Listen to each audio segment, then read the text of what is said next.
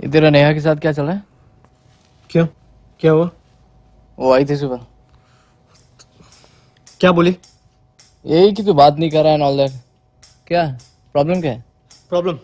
Problem ये है कि वो लड़की है। और क्या प्रॉब्लम है? प्रॉब्लम ये है कि मैं चाहता हूँ मेरी लाइफ में कोई प्रॉब्लम ही ना हो, लेकिन अगर मेरी लाइफ में कोई प्रॉब्लम ना हो ना तो ये उसकी लाइफ की सबसे बड़ी प्रॉब्लम है। And bullshit she is worried यार, उसे तो सेलिब्रेट करना चाहिए because isn't this exactly what she wants. Seriously यार, आजकल तो जब वो मुंह खोलती है मन करता है मुंह में कुछ दूं। ट्रस्ट मी यार, 6 महीने में हैड इट ऑल, सब देख लिया मैंने। अबे कौन सा प्यार, कैसी रिलेशनशिप, काहे की खुशियां।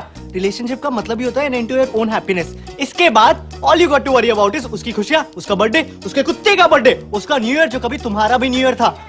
इन लड़कियों को ना कोई खुश नहीं रख सकता। Happy woman is a myth.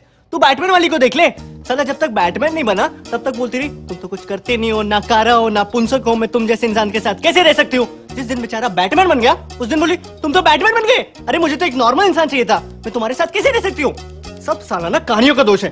Bloody Bollywood romantic मसाला, एक लड़का एक लड़की दोनों को प्यार हुआ, दोनों साथ साथ, फिल्म खत्म। इसके बाद की स्टोरी कोई नहीं बताता, इसके बाद की कहानी मैं बताता हूँ। इसके बाद लड़के ने लड़की को 2 दिन हक नहीं किया तो प्रॉब्लम, हक किया तो चेप हो रहे हो, इतना भी अच्छा नहीं लगता।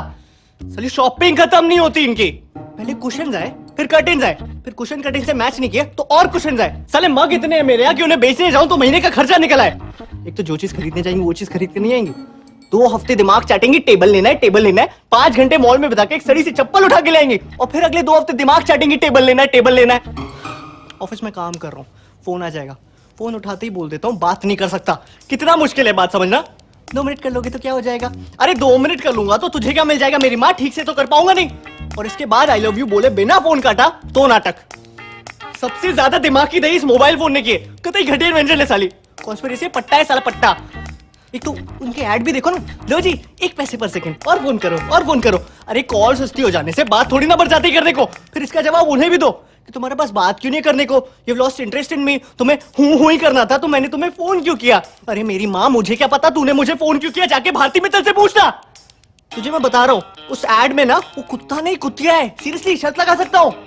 Wherever you go, we follow। तुझे क्या लगता है कोलंबस को पता नहीं था कि वो इंडिया नहीं जा रहा, गलती से पहुंच गया? नहीं, उसको पता था।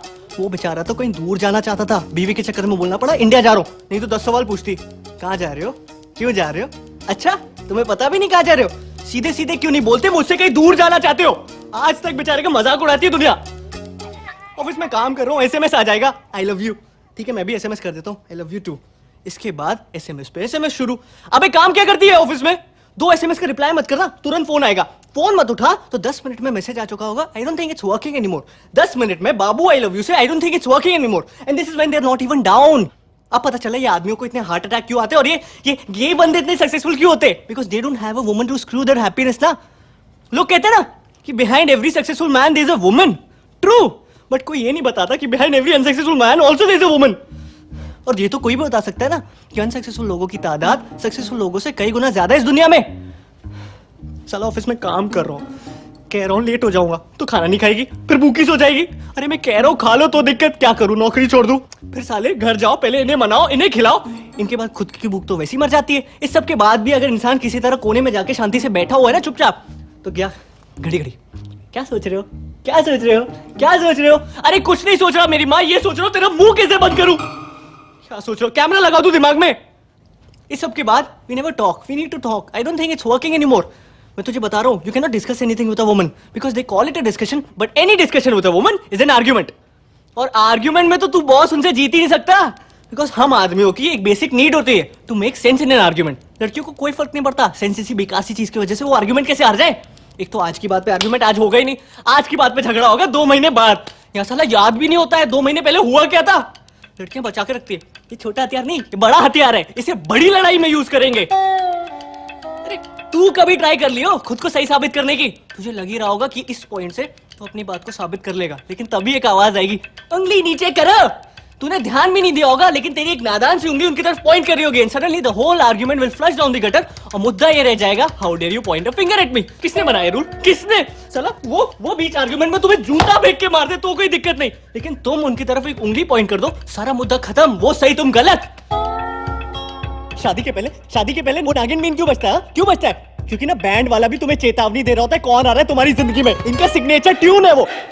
अब ये बता वो क्या करने आई थी तेरे पास यहाँ, सेम चीज मैं करूँ तो उसके किसी फ्रेंड को कॉल करके अपनी प्रॉब्लम्स गिनाऊं तो कहेगी अच्छा तुमने मेरी फ्रेंड को कॉल किया तुम उनकी सिंपैथी गेन करना चाहते हो why don't you go and sleep with her it's ridiculous यार